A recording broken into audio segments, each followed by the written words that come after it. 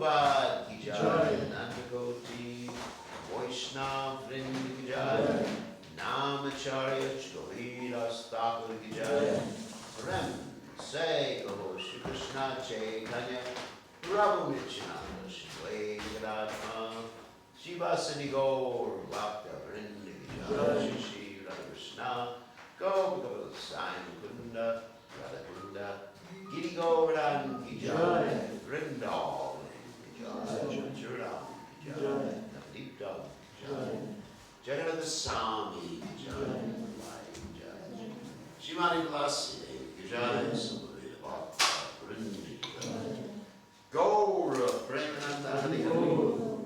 All glory is the assembled devotees. All glory is the assembled devotees. All glory is the assembled devotees.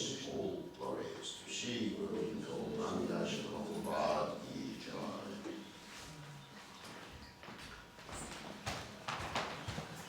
All right. So today we will be reading the fifth canto of Srimad Bhagavatam, chapter 18, verse 30. Om Namo Bhagavate Vasudevaya. Om Namo Bhagavate Vasudevaya. Om Namo Bhagavate Vasudevaya. Om Namo Bhagavate Vasudevaya. Om Namo Bhagavate Vasudevaya.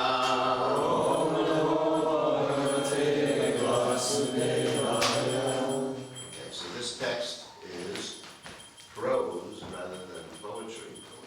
So I'm just going to read the text 3 times, and then we'll go on to the word synonyms. Om Namo Bhagavate Akuparaya Sarvasattva-guna Visheshanayanu Valakshitastanaya Namo Varshmane Namo Bhumne Namo Namo Vastanaya Namaste. Om Namo Bhagavate Akuparaya Sarvasattva Guna Visheshanayanu Valakshitastanaya Namo Varshmane Namo Bhumne Namo Namo Vastanaya Namaste. Om Namo Bhagavate Akuparaya Sarvasattva Guna Visheshanaya Nupalakshitastanaya Namo Varshmane Namo Bhumne Namo Namo Vastanaya Namaste. So you repeat. Om. Oh my Lord. Oh my Lord. Namaha. Respectful obeisances. Bhagavate. Unto you, the Supreme Personality of Godhead. Akuparaya. In the form of a tortoise. Sarva Sattva Guna Visheshanaya. Whose form consists of Shuddha Sattva. Transcendental goodness. Anupalakshita Stanaya. Unto you whose position is not discernible. In other words, can't see him. Namaha. My respectful obeisances. Varshmane. Unto you who, although the oldest, are unaffected by time. Namaha. My respectful obeisances. Bhumne. To the Great One, who can go everywhere. Namaha. Repeated obeisances. Avastanaya. The shelter of everything. Namaha.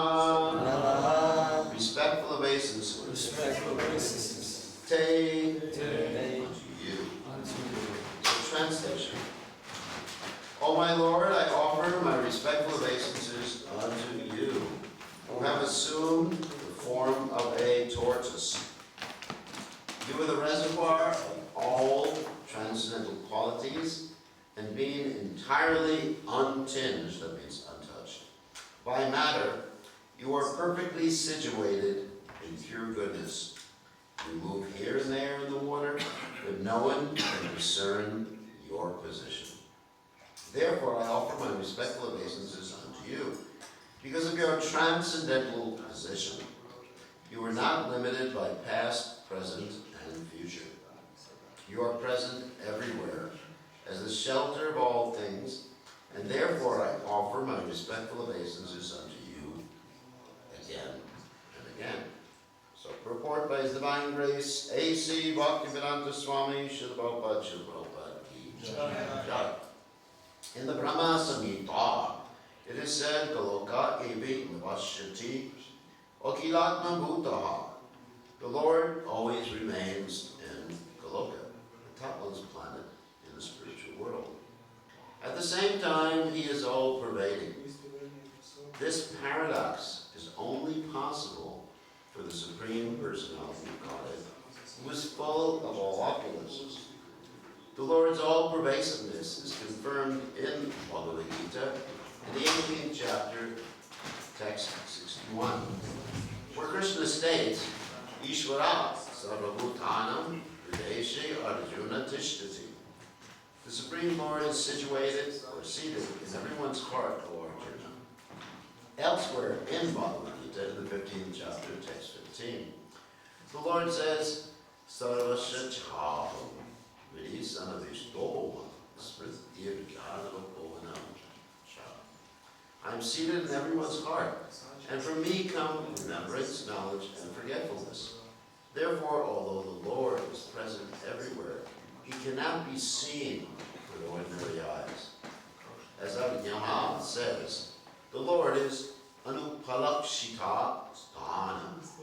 No one can locate Him. This is the greatness of the Supreme Personality of Godhead.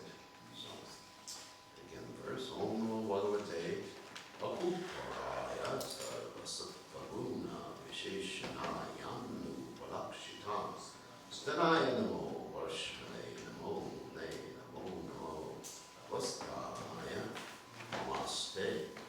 So, Om Ganati Vidandasha Gananjana Shlakya Chakshur Meditam Nina Tasmai Shiva Vedama.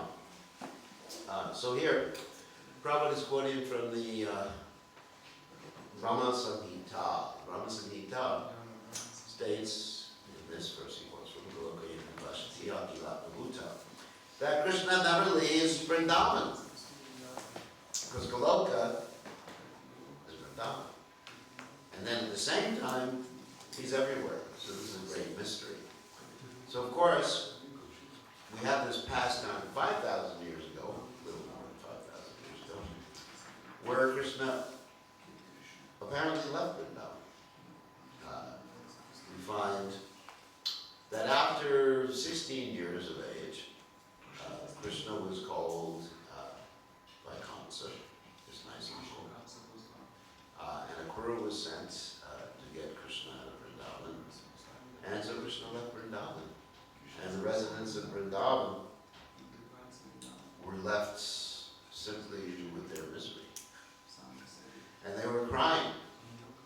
I mean, there's some stories in the Lalita Madhava how certain Krishna's associates, like the Gopis, like Radharani and Lalita Vishaka, they actually ended their lives because they could not bear to live. One may also ask why they didn't leave Vrindavan. That's also another question. Why they didn't leave Vrindavan and they didn't go to Mathura with Krishna. And those are questions we're going to answer. So anyway, in Lalita Madhava, you actually have them appearing in Mathura and Vrindavan. Appearing in Mathura, sorry, and also appearing in Dwarka later on. And I'm not going to tell the story from Lalita Madhava. As their expansions of Satyabhama, Rukmini, and Krishna's other wives, Jambavati. So, how do we explain this that Krishna never leaves Vrindavan? Vrindavan? Well, first of all, Krishna is always there in Vrindavan, but he's not manifest, just like he's described here in the verse, that he's hidden. It's called aprakrita lila. That means Krishna is still enacting his lila in Vrindavan today, but he cannot be seen. He's not manifest. I mean, sometimes people think they see Krishna in Vrindavan, but it's just their own imagination. Just like that story in the Chaitanya Charitamrita, where Lord Chaitanya was in Vrindavan, and his servant, Balabhadra, was asking Lord Chaitanya if he could go to see Krishna, because there was some rumor that Krishna was appearing, dancing on the Jamuna every night, dancing on the heads of the Kaliya serpent every night in the Jamuna. So the reason that that rumor was there was that there was a fisherman who was fishing every night on the Ljubljana, and he was holding a lantern because, of course, hopefully none of you know how to catch fish. He was holding a lantern to attract the fish. And so as he was holding the lantern, he was moving the lantern, so everyone thought that those were the hoods of the Kaliya serpent, and Krishna was dancing on those of the Kaliya serpent. Great illusion. And then this servant of Lord Chaitanya, and remember Lord Chaitanya is God himself, that is Krishna himself in the mood of Srimati Radharani. So this servant of Lord Chaitanya asked Lord Chaitanya, can I go see Krishna tonight? In other words, he was asking Krishna whether he could go to see Krishna. Kind of interesting. I'm not going to say it was stupid because that was Yogamaya. He was a pure devotee of the Lord. So Lord Chaitanya slapped him. He said, do you think Krishna's going to appear in this Kali Yuga like that? Because it's Kali Yuga. And so Krishna is not going to manifest himself. I mean, he does make exceptions. I'm going to talk about that in a second. But generally, he's not going to manifest himself externally to the vision during Kali Yuga. Now, as far as the exceptions are concerned, there are some exceptions. There's the exception when Madhavendra Puri was in Vrindavan, Krishna appeared to him and poured him some milk. There's the exception when Radhanath Das Goswami was meditating on the banks of the Radhakund, and there was a tiger nearby. Krishna appeared with a stick to protect him from the tiger. So that's an interesting story. Because Radhanath Das Goswami was so renounced, he never built a kutir, never built a place for himself. And there's the story, of course, when Radhanath Das Goswami was meditating, chanting the holy names of the Lord on the banks of the Radhakund. In the middle of the summer, when it was very hot, Radharani appeared, and she held her veil over Radhanath Das Goswami to protect him from the sun. So these are exceptions. There's always an exception to the rule.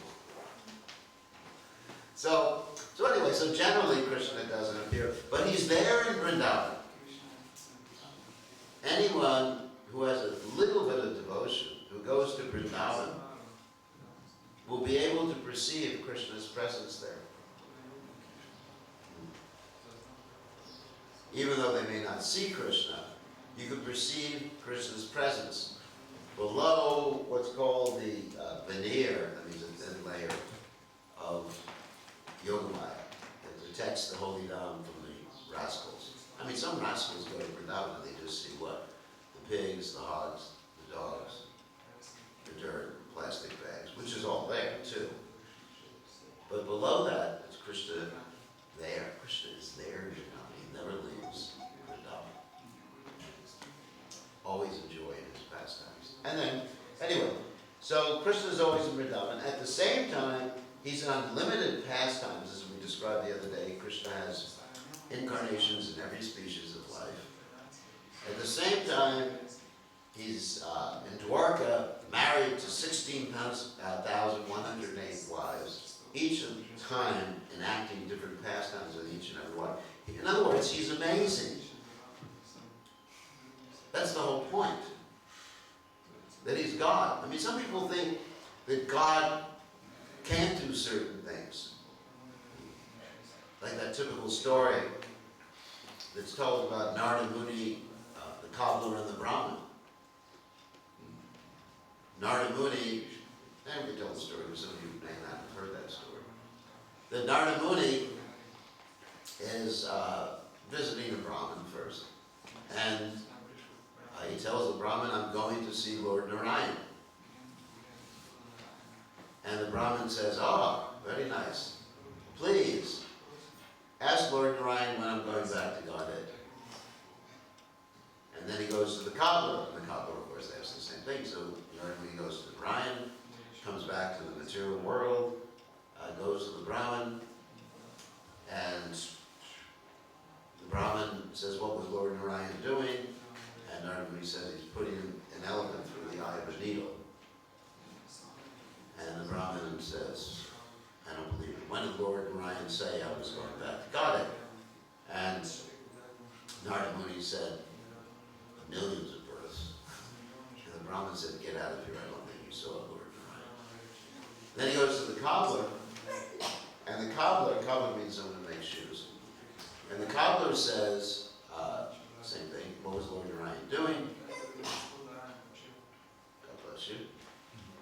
What was Lord Narayan doing?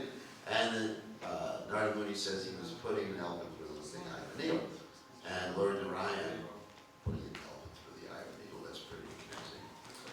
And the cobbler doesn't even think that it's so amazing. And then the cobbler asks, when am I going back to Godhead?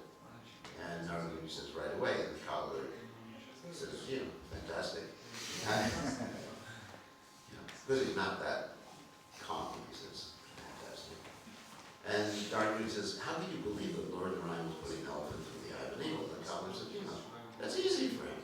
I mean, he's able to put a whole tree into the sea. So, what's the problem with putting an elephant through the eye of a needle? Obviously. He can do anything. He's unlimited. And at the same time, an even more amazing thing, he appears, even though he's unlimited, he appears in Goloka Vrindavan and acts as intimate pastimes with his devotees. That's pretty nice. That someone is so great, and then someone can just like have these intimate exchanges in Goloka Vrindavan. So that's the Supreme Personality of God. And so is the tortoise incarnation here. He's enjoying very much swimming in the water. Krishna appears in this material world, in spite of being in Goloka Vrindavan, to enjoy certain pastimes that are not enjoyed in the spiritual world, such as the pastimes of killing demons. You may say, what's the enjoyment in killing demons? What's the enjoyment in doing things in this material world? These are the indirect rasas. The indirect rasas are such like chivalry, anger, humor, shock, ghastliness, things that cannot be, some of them cannot be fully expressed in the spiritual world. Humor certainly can. So Krishna comes to fully experience these different indirect rasas, like the ghastliness, killing the demons. Sometimes it's described like when Lord Parashuram appears, there's rivers of blood. Or Krishna appears to exhibit some chivalrous activities, like when he saved Draupadi. Draupadi was apparently going to be his throat, and he provided the unlimited saris, or the unlimited cloth. So in this way, Krishna's the enjoyer, the supreme enjoyer. And then Krishna's in our hearts, as described here. Anyway, so hearing about all these things just makes us love Krishna more and more. Krishna's amazing, unlimited, everywhere, enjoying in the spiritual world, and he still cares for us in our hearts. Anyway, we'll keep it short, not much more to say, because I talked about karma incarnation the other day. So any questions or comments about these points? Questions, comments? This is your last chance. Yes? Why is separation the highest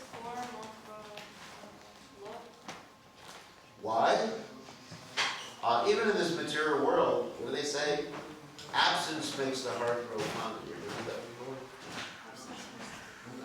Absence, that means separation. Absence is separation. Makes the heart grow fonder. So, in other words, you don't really appreciate so much what you have until you lose it. For example, when Srila Prabhupada left this world, actually devotees, sincere devotees, actually appreciated Prabhupada more. Because we were taking Prabhupada for granted. Even in Krishna's Rasa dance, let's talk about the Rasa dance for example. When Krishna was still in Vrindavan, Krishna was with the gopis, and then he left the gopis to be with Srimati Radharani, right? And then he left Srimati Radharani. Srimati Radharani was thinking, I'm the most fortunate. Of course, this is a pastime. I cannot criticize in any way Srimati Radharani. And so then Krishna left her, and they were all feeling separation. So the mood becomes more intense at that point.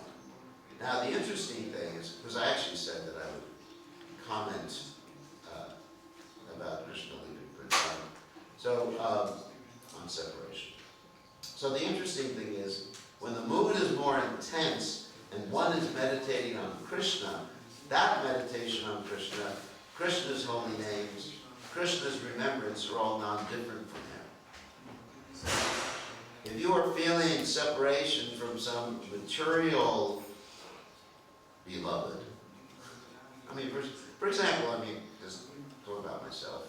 I don't have a material beloved, but let's say the other day I was actually thinking about my father, and I was feeling some separation from him. He was a good father.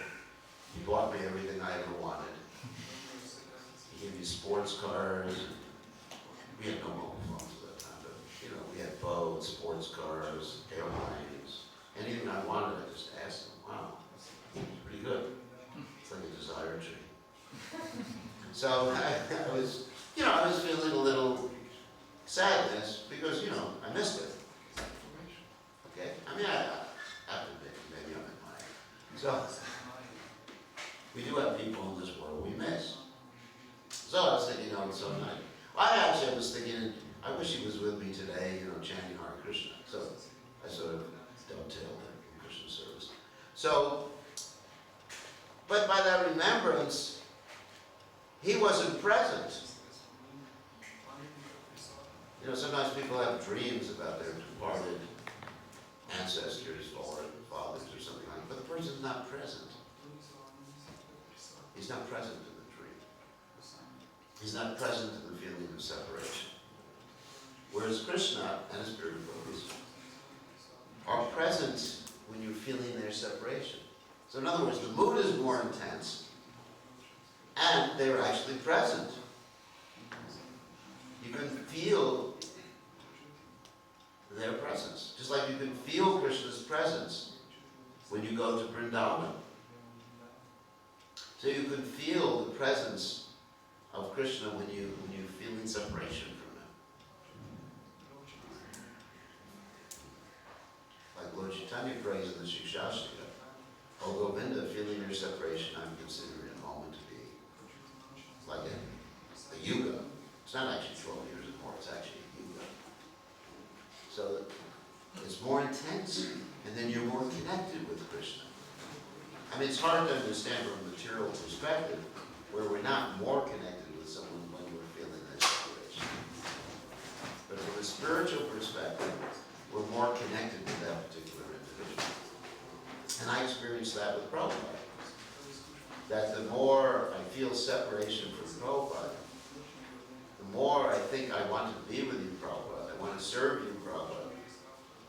Sometimes we're listening to Srila Prabhupada's, the remnants, the remembrances of Srila Prabhupada's devotees who served him for some period of time, like Shrutakirti, Prabhu, and others. It just evokes a mood of separation in my heart, wishing that I had taken more advantage of Srila Prabhupada's association when he was present years ago. Obviously we didn't know what we had when we had it. And so, anyway, so then Prabhupada is present. miss something. You miss something tremendously. And so the gopis, they miss Krishna tremendously when Krishna left Vrindavan. And so Krishna's leaving Vrindavan was actually a method by which the gopis could become closer to him. It's hard to understand. It's not that some husband should say that to his wife. I'm leaving you so you can become closer to me. It doesn't work like that. But Krishna's remembrance, Krishna's name, Krishna's pastimes are all not different. So when we read Krishna, well, Krishna is present before us. Does that answer the question? Thank you for the question. Nice question. So any other questions? Yes. Is it this why the gopis didn't left Vrindavan with Krishna? Well, I said I would answer that question. Because Krishna is always present in Vrindavan in his original form. When Krishna leaves Vrindavan, he expands. Krishna never leaves Vrindavan. I was going to explain colloquially. Krishna never leaves Vrindavan because when Krishna appears to leave Vrindavan, it's as his expansion. And the gopis can't relate to Krishna's expansion in an intimate way. When the gopis saw Krishna, when Krishna was in Vrindavan, when the gopis saw Krishna manifesting himself as his expansion, the Chaturbhuj, four-handed form of Narayan, the gopis, instead of saying, Krishna, we love you, they said to Narayan, where is Krishna? In other words, Krishna was hiding. He was hiding out as his four-armed form. And Krishna is the same, of course, the same person. Jai, so the gopis simply asked directions from Narayan. They didn't say, we love you. They said, please tell us. Of course, they offered obeisances. They said, please tell us where Krishna is. So they're not interested in these other forms of Krishna. I mean, they know about the other forms, but they're not interested. They can't relate. Just like if you have a close relationship with someone, let's say, someone's husband or something like that. And then when the husband is at his business place, it's harder for the wife to relate to the husband in that situation. So the husband has to come home. When are you coming home? Come home right now. So, because the wife can relate to him in that exchange. So the gopis could not relate to Krishna. And because it's the same Krishna, Advaita, Chuta, Anadir, Anandra, Puranam, Purusham, there's only one God. It's the same God, the same Krishna, but the way he was manifesting himself, they couldn't relate to. Because there was no intimacy.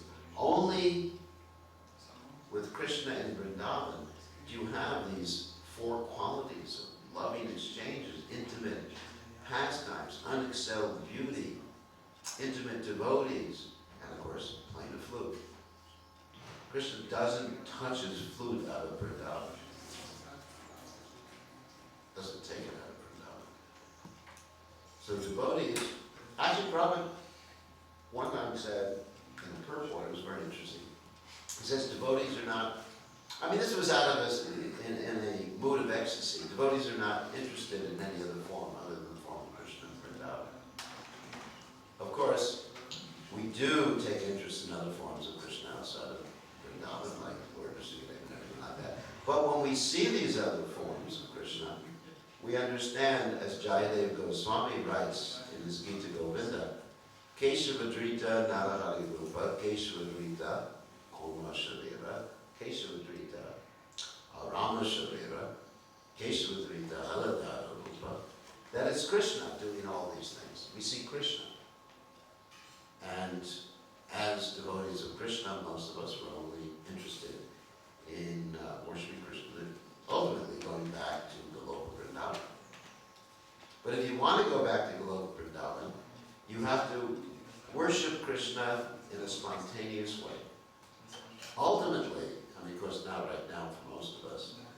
one has to give up the concentration or the idea that you're doing everything because it's a rule and a regulation, that's called bhakti, and ultimately start to serve Krishna intimately. In other words, spontaneously, that's called radha. But that occurs when one is more or less free of anarthas, one is more or less on the stage of Nishta, rather than in the immature stage of Krishna consciousness. But we should be aware that that's what's ahead for us. Because if you keep worshipping Krishna in awe and reverence, then you go to Vaikuntha, you don't go to Goloka Vrindavan. So we are interested in going to Goloka Vrindavan to associate with Krishna intimately. Okay? Yeah. I don't understand how like Krishna never leaves Vrindavan, but then when he does his expansion, so like everybody are under the Yoga Maya and they cannot see him, Yeah. and, or he's hiding or what. No, it's Yoga Maya, they can't see him. He's there, he doesn't manifest himself. You know, He's not manifest. he's like the invisible man. I don't know if you remember that TV show, The Invisible Man. I mean, he's there.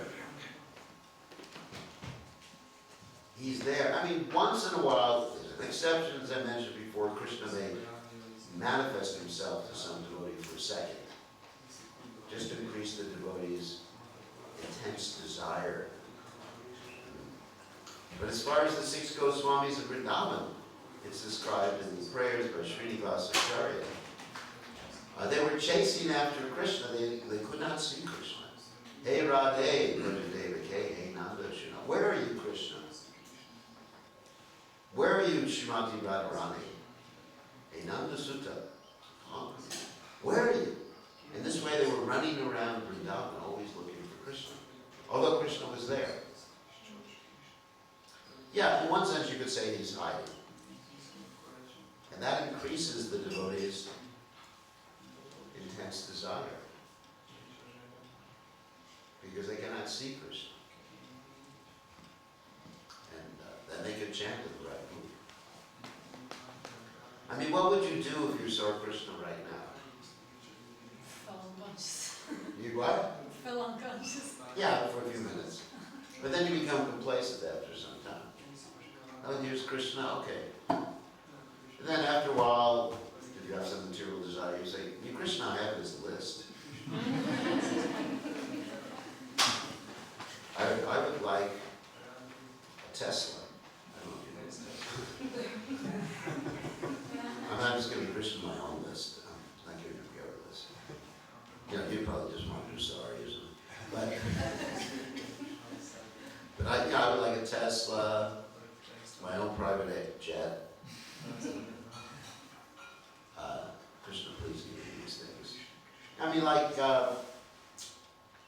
in many Hindus, they chant this prayer, Om Jaya Jagadish Hari, Swami Jaya Jagadish Hari, asking things from Krishna. My dear Krishna, please give me a house by the sea, make me happy. What? Color TV. Color TV? Everybody has color TV. There's no more black and white TVs. So, that's the old days. So, what would we do? Because we're not free of material desires. So ultimately, we're not going to be able to just like concentrate on Krishna until we become free of the anarthas.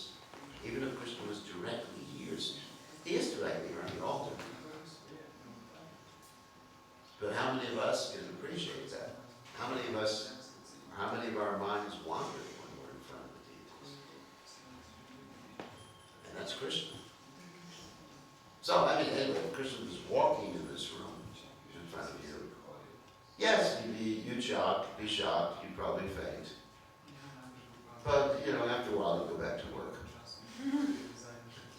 You go back to devotion. You say to Krishna, I have to take care of all the guests that are coming. Do my yoga practice. Look for some solution to my health problems. Krishna says, I'll come back sometime to see you. So, That's one reason why Krishna doesn't appear. Because we're not. I mean, even when Krishna did appear, like Prabhupada mentions, there were only a handful of people who really appreciated Krishna. You know, especially talking about the Mahabharata time. I mean, Duryodhana saw Krishna. And what happened? You know, he even saw Krishna exhibit a type of universal form in which, you know, saw all the universes, everything within Krishna, and yet he tried to capture Krishna. So, we should try to have Krishna see us rather than see Krishna in this particular. What will we do?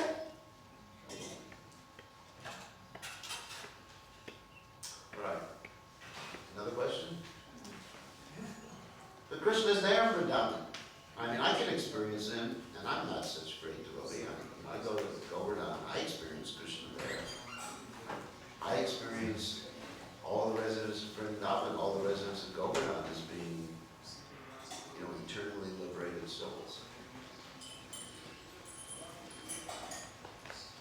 So, any other questions? Yes. Sometimes we listen to the Bhakta beginner, they speak. I was dreaming about Krishna, I had vision of Shiva, and Prabhupada gave me some personal instructions on this. Yes. How can we understand this? As far as dreams? Yeah. Is that the question? Yeah, Krishna can appear in dreams. Prabhupada can appear in dreams. Yes, certainly. But sometimes it's not actually Krishna or Prabhupada or a spiritual master. Sometimes it's our own mental concoction. That we have a dream. You know, I've had that experience too, that somebody has a dream, a disciple has a dream, and said, Guru Maharaj, you said to me in a dream I should do this. And I said, no, you shouldn't. But why are you disagreeing with your dream? He said, that was not me. That was Maya me. Maya Krishna. So, you know, dreams should always be what we call corroborated or confirmed by talking to the Vaishnavas. That's right.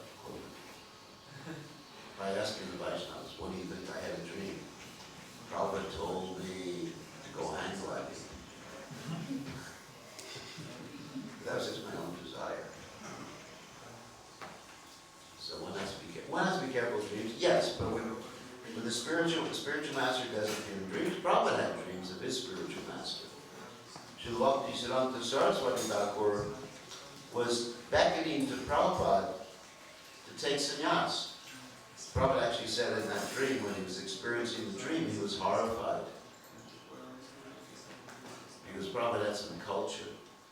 In the Western world, if someone says, you know, give up your wife, so what do you say? Let go.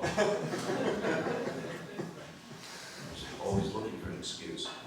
So, but Prabhupada was a cultured person, so it went against the culture. Like that.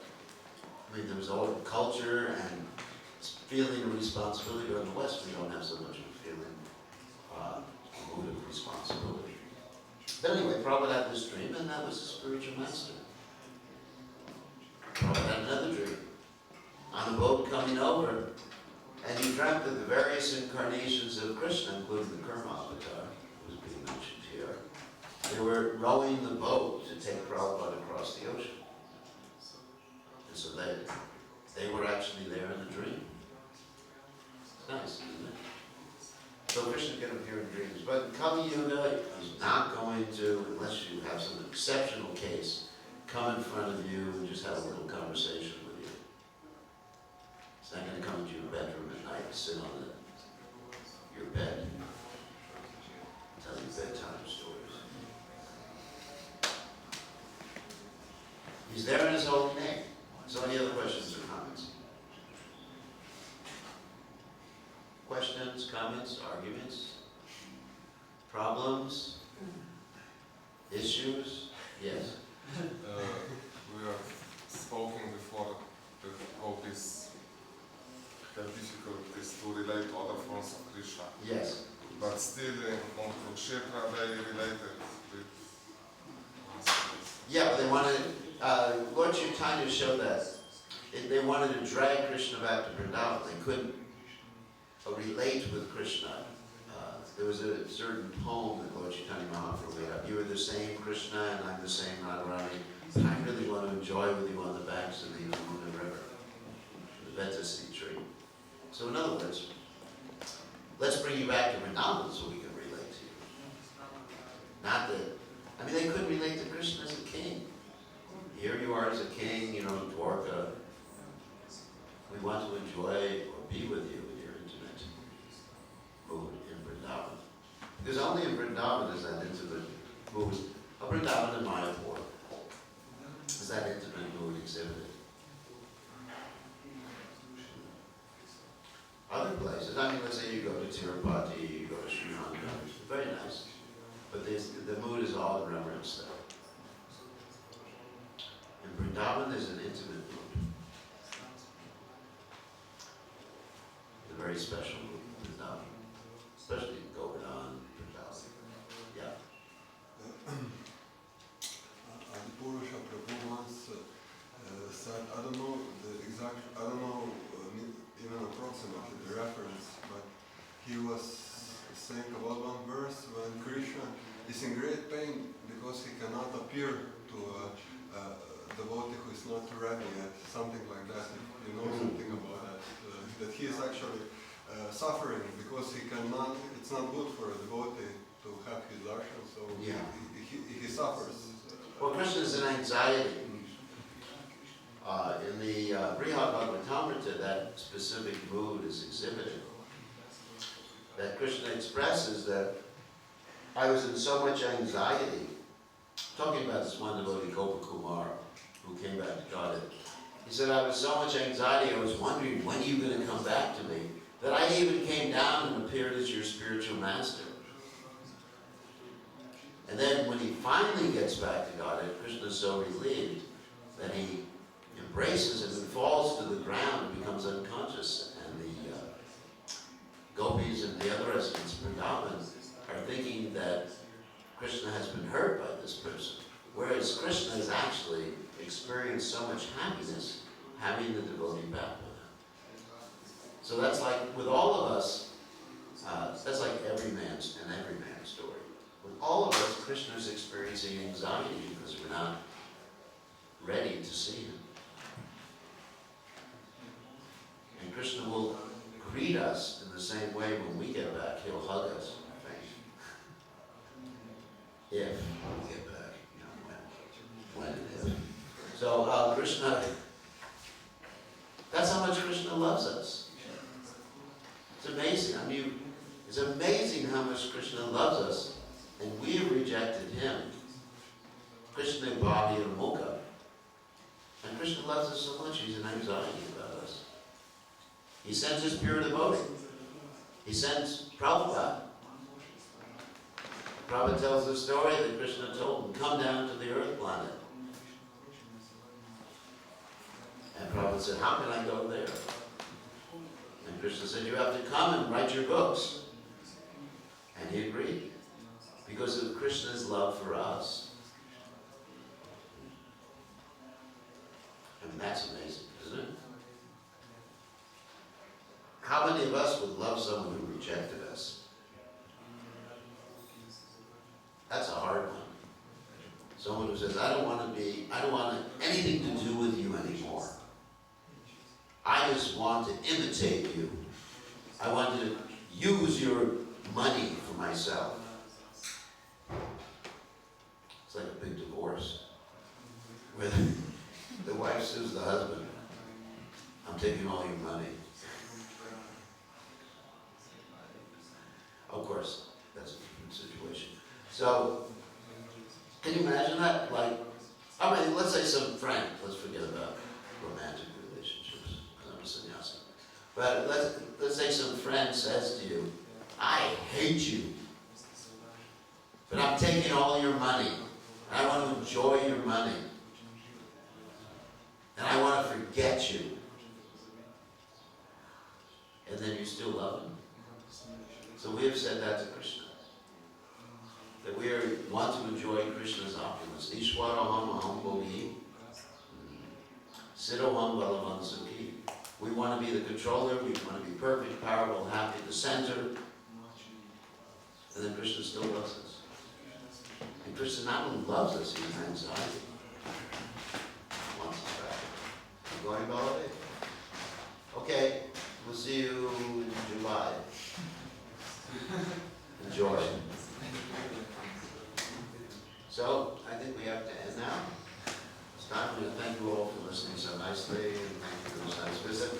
I'll be coming back in July, participating in Padayatra. Taking some photos.